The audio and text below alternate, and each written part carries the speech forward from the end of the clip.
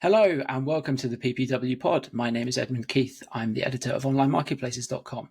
Joining me for this one today is Simon Baker. Simon, how are you doing? I'm very well, Ed. Very well. Nice sunny day here in Miami, so it's looks a little bit better than. Where are you in the world? Madrid. Okay. It's quite nice here as well, to be fair. Today's topic is, are real estate portals invincible? And this is kind of inspired by a couple of slides from a presentation from Malcolm Myers, who regular viewers and regular attendees of PropTech and Portal Watch will know. He had a couple of slides from his presentation at PropTech and Portal Watch in Bangkok earlier this year, which basically went through all of the different models that have perhaps been threats to real estate marketplaces over the years, and why they eventually kind of fizzled out. And it got us thinking, are real estate portals invincible? So Simon and I are going to go through some of these threats that have come and gone over the years, some examples. We're going to ask, were they actually threats at all? And why did they fizzle out? So does that sound good, Simon? You know more than anybody about this kind of thing. I'm sure you're going to have some opinion. That's just because I'm old. But yes, I think it'd be great to talk about, the fun thing about this industry is every so often we have the next big wave coming, and the right moves and REAs and Celligers and Scout 24s of the world should be quaking in their shoes. The world is going to end. But funnily enough, these guys are still market leaders in their markets, getting more and more profitable and more valuable. So I think having a look backwards does a couple of things. One is we can see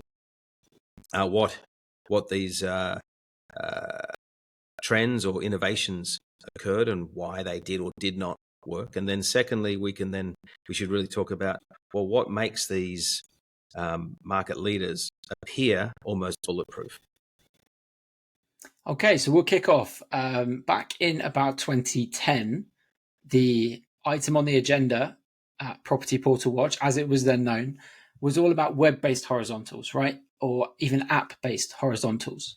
So the theory behind this is sites that offer, not only real estate listings, but also car listings, jobs listings, general goods listings, are going to outperform real estate portals because I guess they have more traffic. Specifically the app-based ones, there was a lot of talk about, are these app-based platforms going to outperform real estate portals because their users are more engaged? I guess to give examples, we're talking about things like Gumtree, OLX, things like this. They still exist, but they didn't really take on portals as I guess some people thought they would. I wasn't really in the industry back in 2010. You were. How big of a threat or how big of a talking point was this back then? So it was a large talking point, and I think you ought to put them into a couple of categories. There's like the OLXs of the world who said, well, wait a second, I can get someone who's looking at a car to also look at houses, or maybe searching for a job, look at houses, and use that sort of cross-pollination between the different verticals that make up these horizontals. And what rapidly became apparent was that if I'm looking for a house, I'm actually looking for a house, and I'm going to a site that is destination specific, that is absolutely focused on achieving that one outcome, which gives me depth of information, depth of listings, and a perception by the user that the destination site is not about houses, cars, and wedding gifts. It's about houses only, and therefore it has that sort of ring of a higher level of credibility. And what you saw over time is then that these horizontals started to verticalize and started to acquire players in the industry that were vertical specialists. And clearly OLX Brazil is a very good example of this, where they acquired Grupo Zap, which was the market leading vertical, just so that they could have in-depth experience in that segment. The other thing that was, people hadn't really, I don't think, thought through clearly, was the go-to-market approach. So in these businesses, a lot of these horizontals are self-serve type businesses. where they're reliant on the agent or the car dealer or the company looking for an employee to go there, enter the information in a form, self-serve, and away you go. In the real estate industry in particular, you've got to sort of have a team on the ground that's working with the agents or the brokers to get them to sign up to your product, get them to use it en masse. And you have to build linkages into the underlying CRM systems, all of which is more of a speciality than it is a generality, if that was a word. I don't know. We'll make it up. Right. And so that's where, they sort of didn't change the world. One that did have a big influence was Le Bon Coin in France. But that was a different story. And always good to have a look at these stories. And the reason that they were slightly different is you had in France Le Bon Coin as a generalist, just a website for everything. You had C'est Léger that was an agent-only website. And then you had things like Particular and Entrée Particulière, which were for individuals to sell their listings. Because in the French market, it was, for all intents and purposes, a 60-40 split between agency sales and private sales. So what Le Bon Coin says, well, we will allow both segments. So the segment served by particular, so the private seller segment, and the agent segment to coexist on one site. That served a purpose for the searcher, and it served a purpose for the advertiser because they got access to a high level of traffic. And that was because C'est Léger said, no, we won't take private listings. And Particular said, no, I won't take agency listings. That's interesting because that's only really changed. I think it was earlier this year or maybe late last year where C'est Léger finally cracked and said, actually, we will allow the FSBO listings. Yes. Now, in most markets, if you're going to be a agency-only type model, and think of Rightmove in the UK or REA in Australia, Domain, you do that in a market where the private sales are small. Australia, it's 1% if you're lucky. In the UK, it's sub 10%. So you're not really missing out on much of the market in those cases. But where the market is more evenly split, you've got to serve both sides of the market. So that's really one of the few cases where I saw it sort of work and has allowed Le Bon Coin to move dramatically ahead in that market. Okay, we'll move on. Next up on the timeline is, as Malcolm calls them on his slides. And by the way, for anybody who hasn't seen our episode we did with Malcolm, very much worth going back and checking that one out. I think we did that a couple of months ago. Next on the slide is global verticals. And I think what he is referring to here, at least as far as real estate is concerned, is one particular company. So this is a portal company that's kind of copy pasted over borders, with the theory, I guess, being that you have much lower operating costs and you kind of apply learnings between different markets. It didn't work out. We have discussed taking real estate portals over borders before. Simon, tell us, which company is this probably referring to and what happened? Yes, this is Lamudi.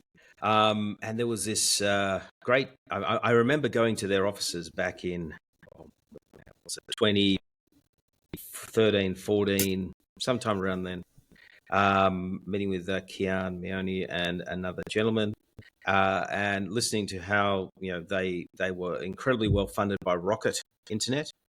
This was in Berlin. I went, and they were going to take over the world. And what they were doing was a one-size-fits-all approach. So what we'll do is we'll spin up one set of code. That code will power property portals in many, many, many different markets.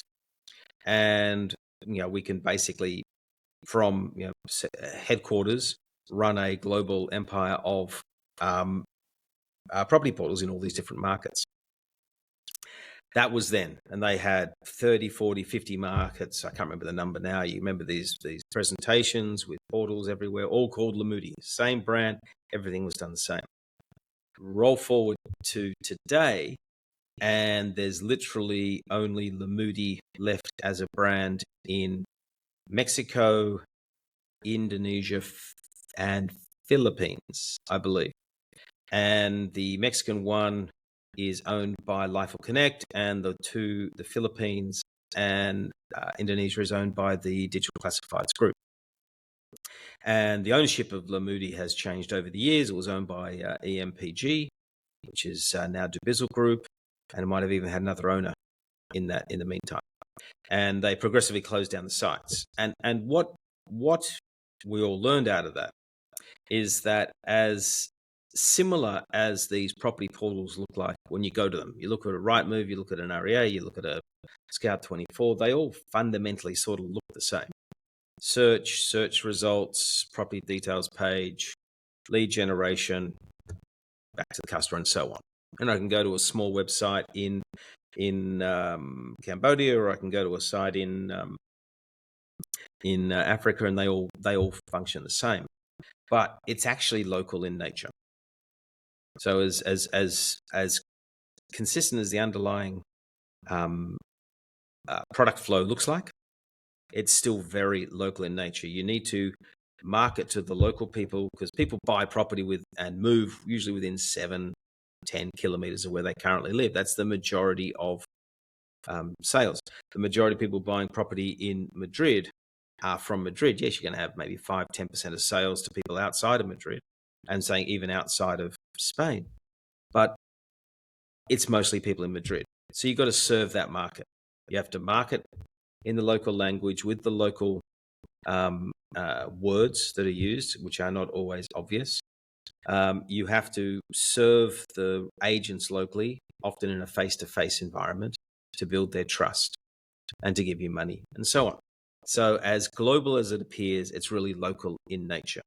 And one of the lessons learned from the Matula Group when I was chairman there was even as you look at property within different parts of a country, you have different words, different names.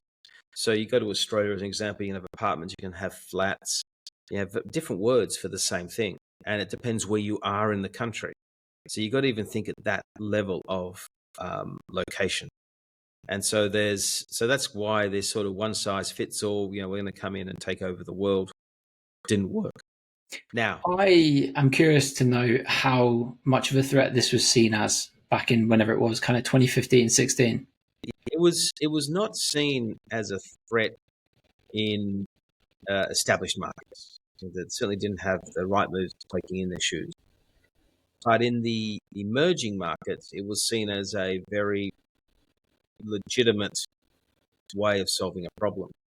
And the problem is, how do you market real estate to a local market where extracting value from the advertiser is quite hard? And I think there was, it just failed for the reason I talked about. You've got to get local in some way, shape, or form. Okay, we'll move on. In about 2016, 2017, the threat of search engines pops its head up.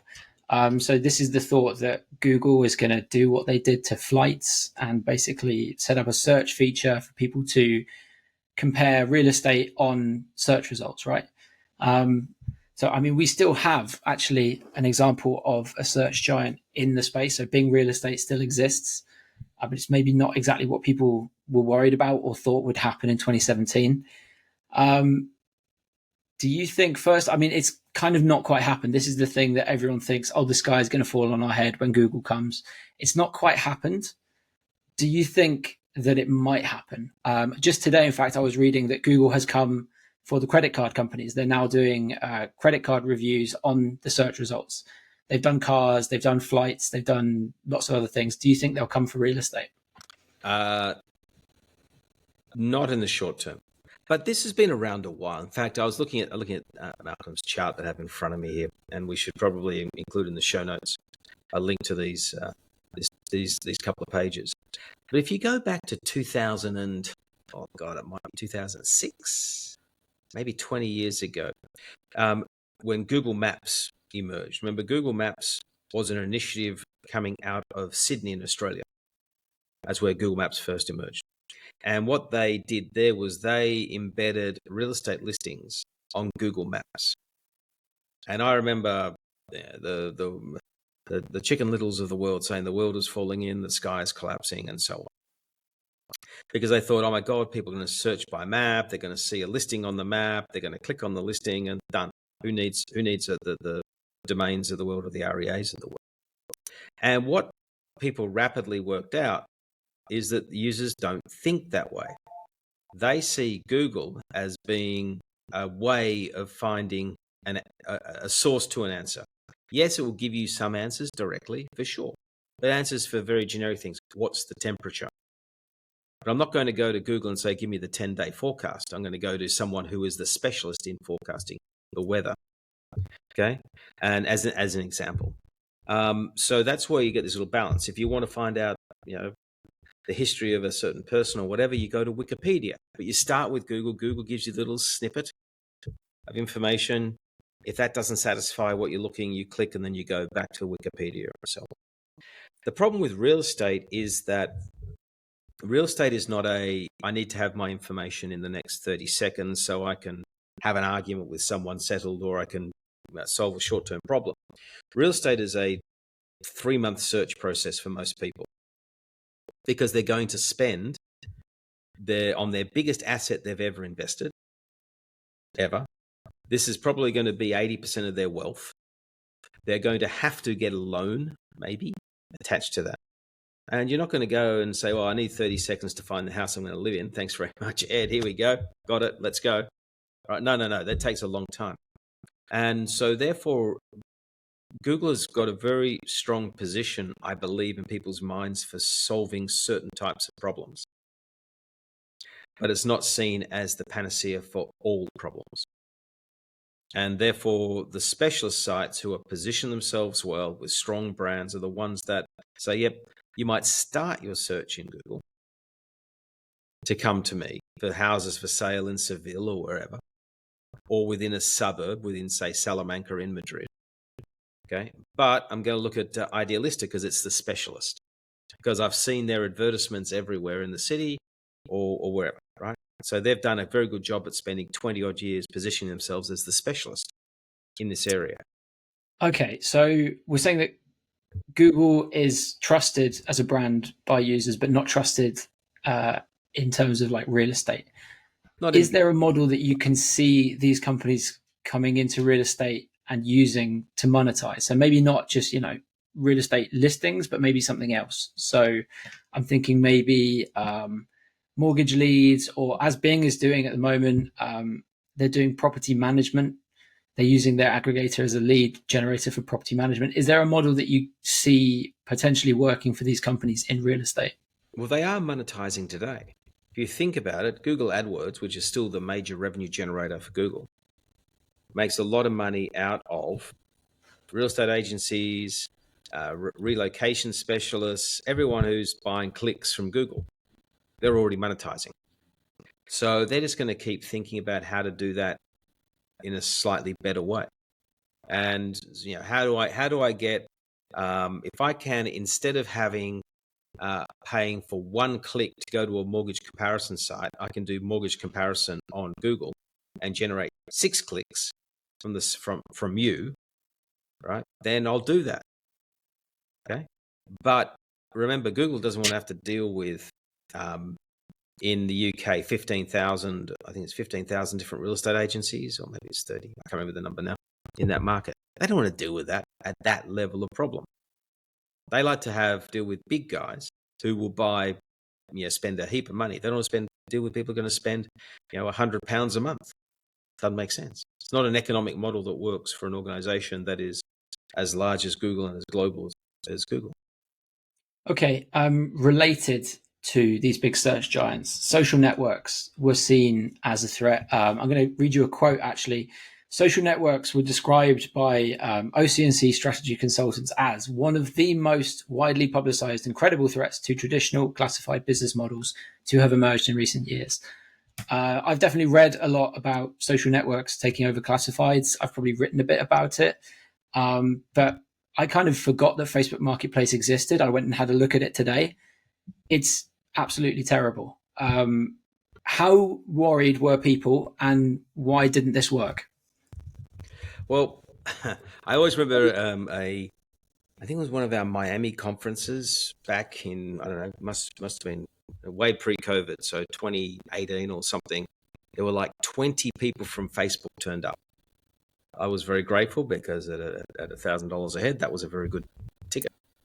And they were there to learn all about real estate and real estate marketplaces. And this was because they said, great, we're setting up, Facebook marketplaces and people can advertise their homes and so on. Now, the problem with this is worked out to be sort of two or three things. One is it was a bit of a generic one size fit all. Here's the form, here's the page. Because remember, I've got to think of how do I on the same form take a car, a stroller, a house, and a job. Okay, thanks very much. It doesn't really work because each has very different, unique characteristics and different things are required. So that was the first sort of problem that I don't think they ever really got their head around. Second is they all got presented in a very generic way. Okay, so it's the sort of same way for all. And we know with real estate, you've got to have maps, you've got to have location-based information, you've got to have probably 30 different photographs to look from every single angle because it's such a big purchase, and so on, which they didn't really have the capacity to do. And the third thing that they probably didn't truly understand was that Facebook sits in everyone's head as for a certain reason, right? And by the way, how it sits in my head and your head and my son's head is probably three different ways. Right, but it doesn't even sit in my son's head. He doesn't use it. Okay, and the problem is that it's not a destination site. It's not seen as, oh yeah, I go look for real estate on Facebook. Of course, that's the place you go. No, it's you have Facebook for interaction with your friends, and the audience is getting more middle-aged anyway over time. So I think they just were trying to create another value stream where it just didn't fundamentally make sense. And once again, it's first blush, high level, oh my God, the world's falling in. But when you get down to how people interact with a product and what they use it for, it wasn't fit for purpose. And that was the other thing is you couldn't find the damn thing, right? It was not like, what do you put is, if you go to Rightmove, 100% of the screen space is for real estate. You go to Facebook, well, where's the market? I've got to think, go to Facebook for marketplaces, and then I've got to think to look for real estate, and I've got too much thinking to do to then find it, to then interact with it. So no, they missed the boat. Yeah, Actually, it was very interesting having a look at Facebook Marketplace today after however many years of not thinking about it. It can't be long for this world. It doesn't look very good. No, they eventually gave up. We'll move on. iBuyers. We've spoken about iBuyers before. iBuyers kind of took off, we're going to say around 2018. So these are companies that come in and start buying and selling real estate. And the idea, or I guess the potential logic behind a threat here is if they reach scale, they can cut out portals and kind of make transactions easier. It's kind of, in theory, a far superior experience. You can potentially commoditize real estate. I'm sure most people out there know what happens. I mean, iBuyers still exists, but they know what has happened to iBuyers. Did you ever think that iBuyers could be a threat to real estate portals? Because I think in theory, obviously in practice it hasn't worked out, but for me, in theory, this was a threat. Yeah, I never actually saw it as a threat to real estate agents. I thought more of the, real estate portals, because unless you had an iBuyer, let's take Zillow, acquire 100% of listings in a market, it'll never have the market. You'll always, and as a buyer, you want to see every apartment for sale that's 3-bedroom, 2-bathroom in a market. Okay. You got to always think of it in that lens from a consumer perspective. And what they were doing at an iBuyer level was using a very large spreadsheet and debt financing, acquiring properties, renovating them, and then reselling them. So it was changing the way in which properties were bought and sold. So instead of it going, I own the property, I sell it to you, Ed, you buy the property, you send me the check, and somewhere along the way, people take a bit of that check for various services. It was, I sell my property to a third party, you buy the property from the third party, but it's still my property going towards you. Okay. And they were stepping in and being that third party in the belief that they could buy it cheap from me and sell it more expensive to you. Because you why? Because you've got to make a margin in this whole process. Okay. Okay, so the iBuyer model never convinced you, Simon Baker, but I think it must have convinced or at least scared both Zillow and Redfin, because I mean these are two of the biggest real estate portals in the US, which both decided to jump in, with both feet into iBuyer. No, I think you got to look at the reason why. Okay, and the reason why they did it was not because they were scared of an iBuyer model. It's because they're operating in an MLS market where they were struggling to be EBITDA positive. Okay, and if you look at Zillow's history, revenues were growing because they're selling these products to agents that were not compulsory to be on the site. The listings were there because of the links to the MLSs. They're selling all these branding products and lead generation products and so on. And the challenge would be that, well, I sign up you and me as a customer, and then you disappear off the website because you've got nothing to sell for the next 3 months, or you've gone on holiday, and then they lose you, and then they've got to re-sign you again. So they had big churn. And if you look at the historical financials, they never made much money at an EBITDA level.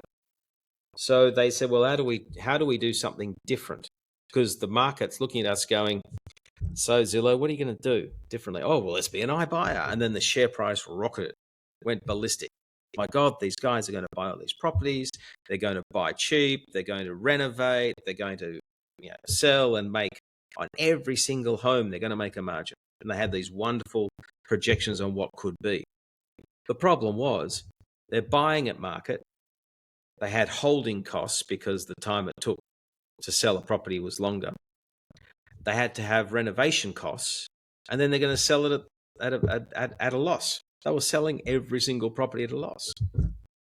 It was just an incredibly poorly thought out model, or maybe it was incredibly well thought out and incredibly well articulated, and Wall Street fell for it. Yeah, I think this is an example of Silicon Valley kind of duping Wall Street, because it does seem like a very Silicon Valley idea. Absolutely. And that's made up by people in Silicon Valley who wear those gilets, and and the Wall Street bought it. Share price went through the roof, and anyone who bought low and sold high made a killing on something that didn't exist.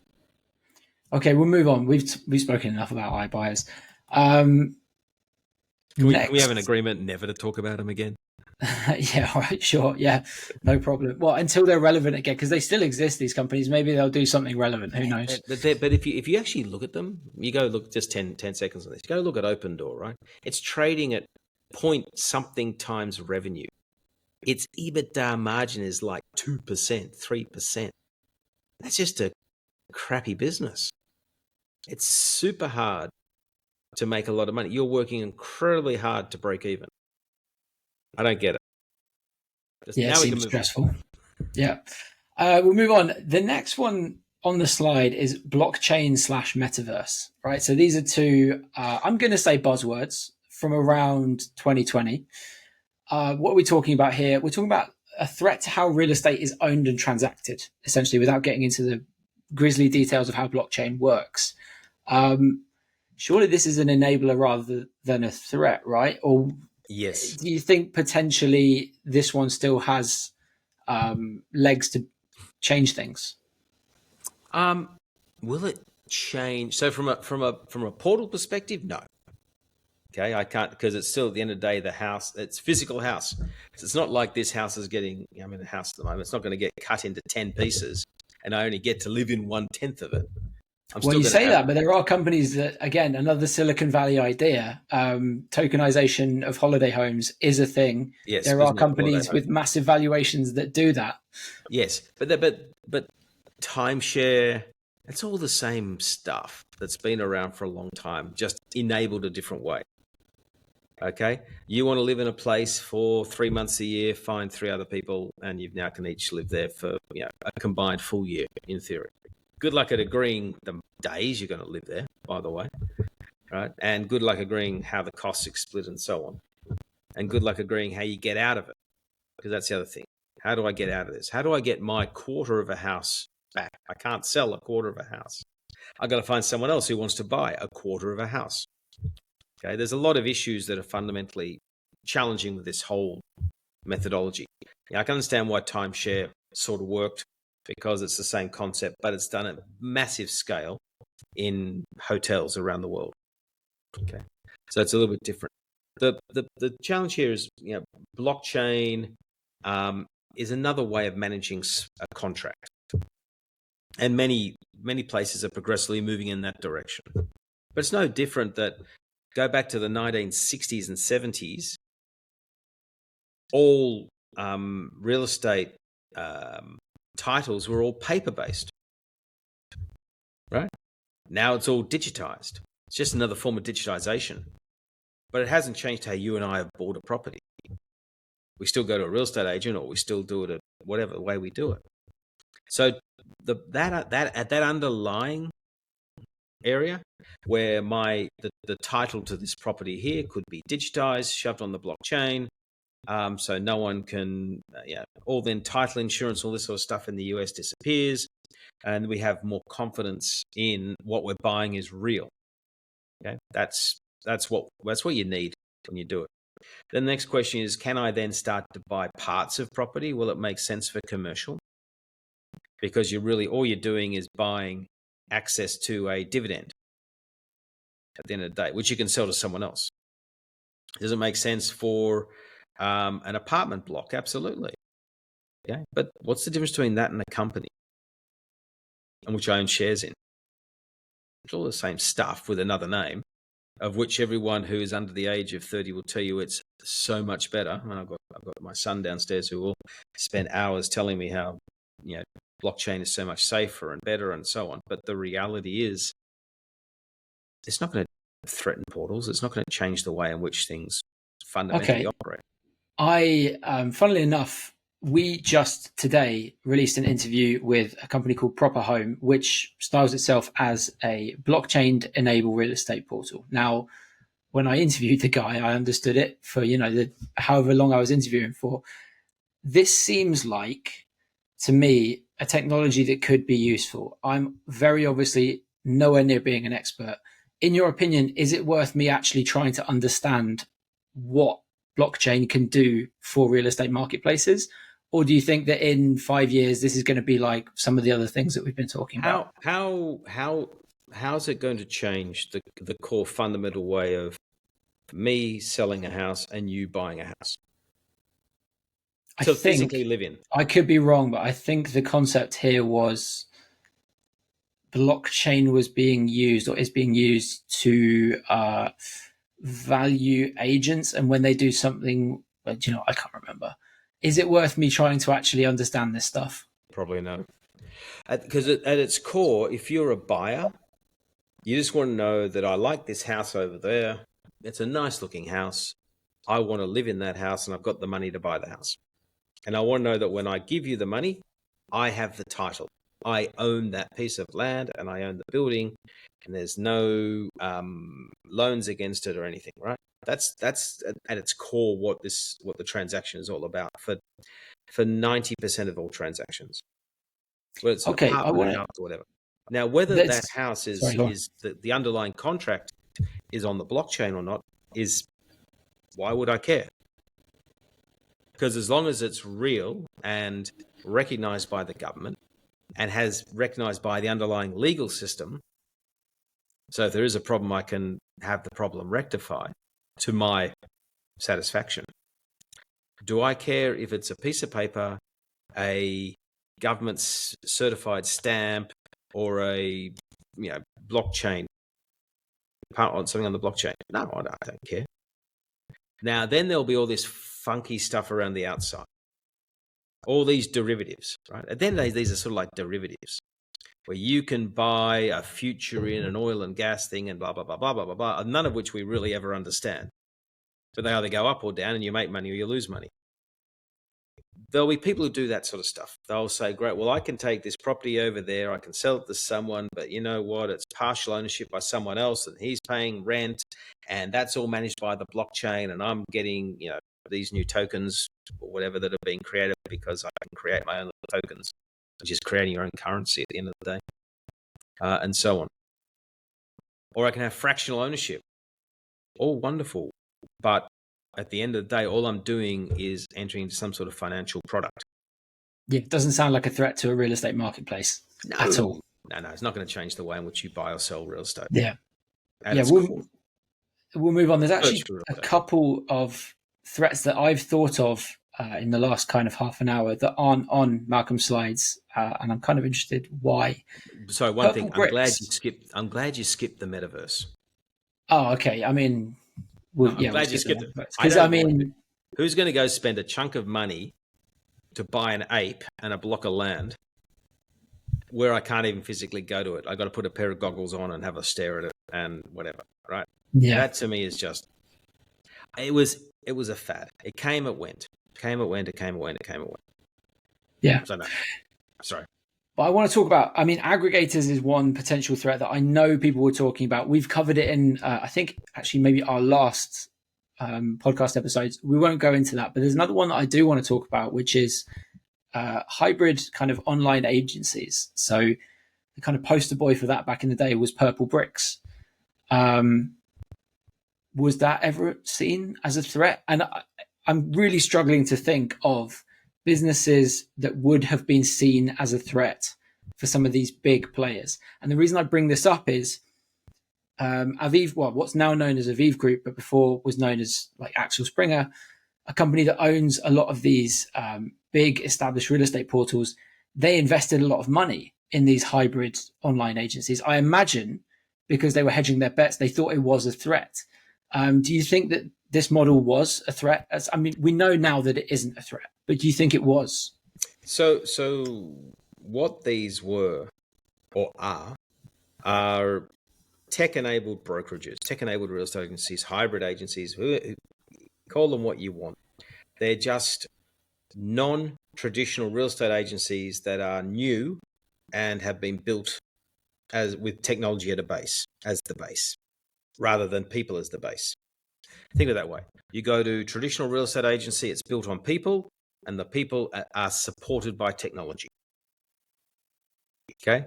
The new ones are basically technology that enable people to be more efficient.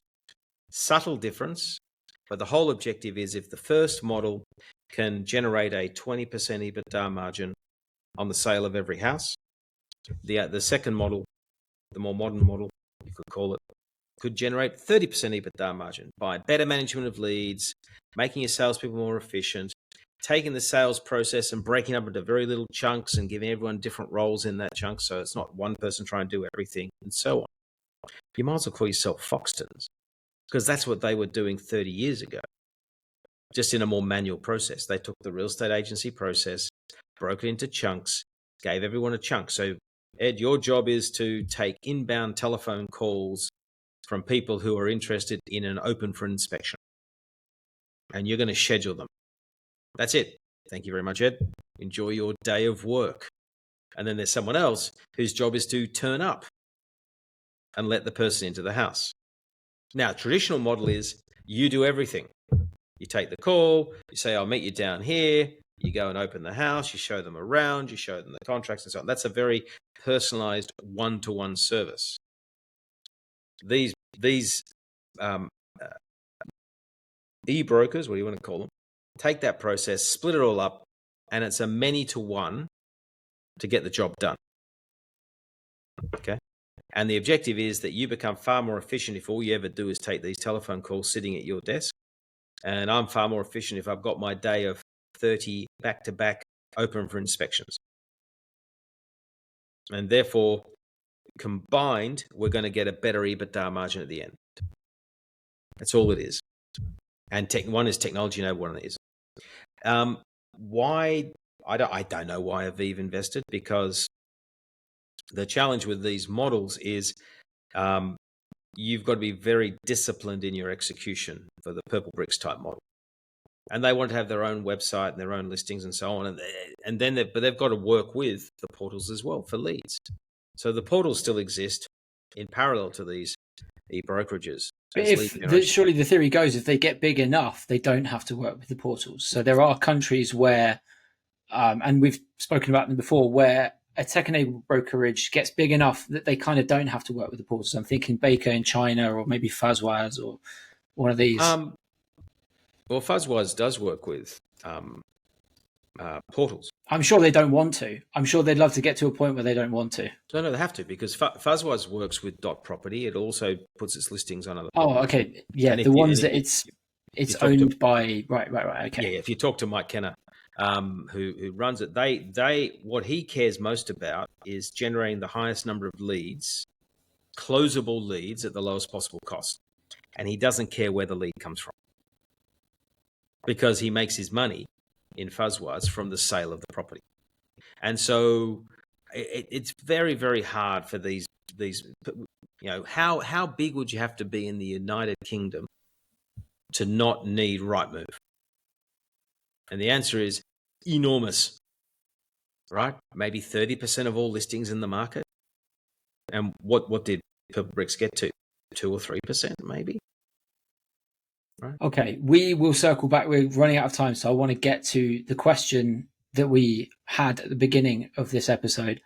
Are real estate portals, the model of real estate portals, is it invincible? Because what I'm hearing is, yes, it absolutely is. Well, I think at its core, it is very hard to disrupt for a few reasons. One is in the brains and the awareness of a home buyer. Remember, the problem for us is we are in this industry and we sort of wake up in the morning and we're talking about it or listening to it, and we go to bed and we're probably, in your case, you've probably seen 30 articles in the day about something, or 20. Okay. Majority of people are totally disconnected from the real estate market until they've got to buy or sell. And when they go, we've got to get it. We've got a kid coming. We better go buy a new house because we haven't got room. Then go, where do I go? Oh, Rightmove. Yeah, that's where I go. Or I Google home for sale in Clapham, right? Enter. Oh, Rightmove or prime location, and I'll just look, because what do I know? I don't know any different. So the last 25 years of marketing, probably longer, nearly 30 years now for REA and Scout 24 and all these brands, have really established a position in someone's head about this is where you go and search. Just as Google has established a position of you don't know the answer to a question, go ask Google. Right? Google it. Okay? And away you go. So that's the first thing that's very hard to dislodge.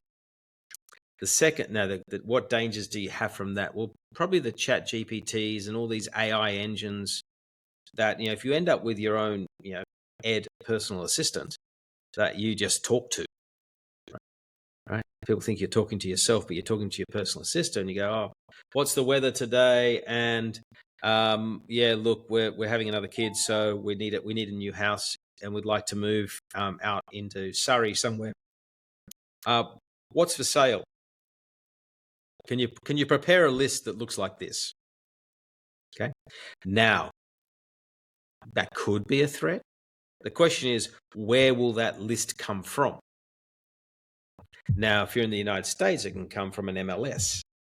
If you're in the United Kingdom, it's got to come from an aggregator of some sort. Well, that's the Rightmoves. Okay. And then it'll come via the Rightmove and still go back to the agent. The other thing is at the other end, your customers, the agents, have had 30 years of education that you've got to advertise on Rightmove, you've got to advertise on Zoopla, you've got to advertise on Scout 24. So you've got to convince them that they don't have to advertise there anymore. Good luck at that one. Okay. I'm going to take all of that as yes, with a little asterisk on it. Yeah. Well, nothing, because you got to have a little escape clause when you're proven wrong. Oh, of course. Yeah. No. We can't have you on camera saying just yes, and then in 10 years it comes back to you that you weren't right. Yeah, but I do think at the end of the day, it's very hard to disrupt them. There'll be a lot of people attempting it. A lot of these models will come and go. Some will sit around, and like Open Door. I'm just seeing in front of me here, so they'll be there, but they're not going to fundamentally change the world. They will just coexist with a whole bunch of other stuff. Okay, we'll leave it there on a depressing note for anybody trying to disrupt real estate portals. Simon, thank you very much, as always. For anybody watching us on YouTube, I've stopped saying this, but I'm going to say it again. Please please subscribe. We're actually very close to 1,000 subscribers. It would be nice to hit that milestone. Got some great guests coming up for you in the next few episodes, and hope to see you again soon. Thanks, Ed.